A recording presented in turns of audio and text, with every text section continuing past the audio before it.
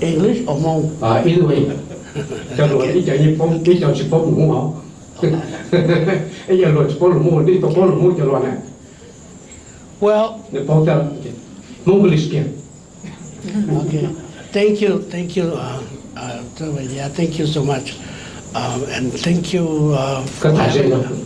thank you so much for having me here to talk about my own experience. When I arrived in America back in 1975, 76, February 76,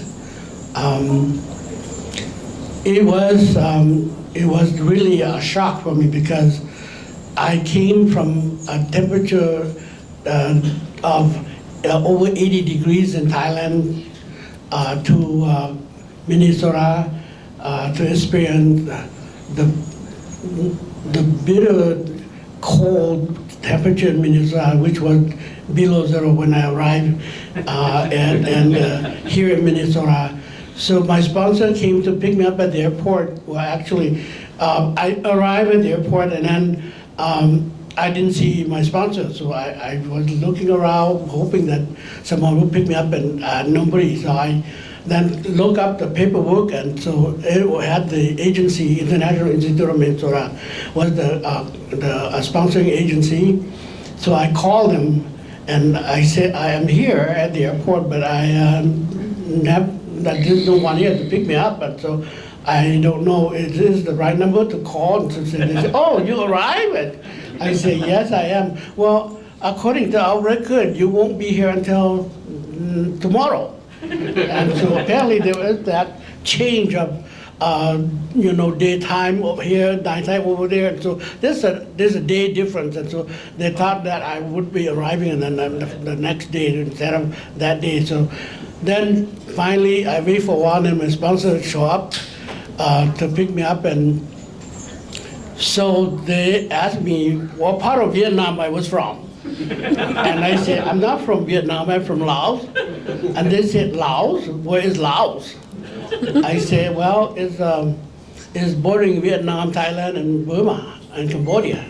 So they knew nothing about the Lao refugee, knew nothing about. I said, they say, okay, and so then I say, so are you Laotian? I say, yes, I'm Laotian ethnic, Hmong ethnic from Laos. Then they knew nothing about the Hmong either, so they knew nothing about us. So I tried to educate them. And like I said earlier, as I exit out of the airport to the car waiting for me outside, I was having trouble breathing, catching my breath because it was so cold. The temperature was below zero. And so I thought, well, am I coming to the right place or wrong place here? It was so cold here. And so then I got to the car, and it was warm then in the car. So they drove me from the airport to my apartment in St. Paul. And at that time, there was no green. All the trees were they were all dead, they're brown. So I said, oh, so how come all these trees are dead? They said, no, it'll come back again green in the spring. So I felt better. So they took me from there to my apartment. And then I got to the apartment. They tried to teach me how to use the stove, refrigerators, and so on. As you know, many of you may not have the appliances that this country give to us when we arrive here. So they worry about us. So they try to teach us how to use the appliances and so on.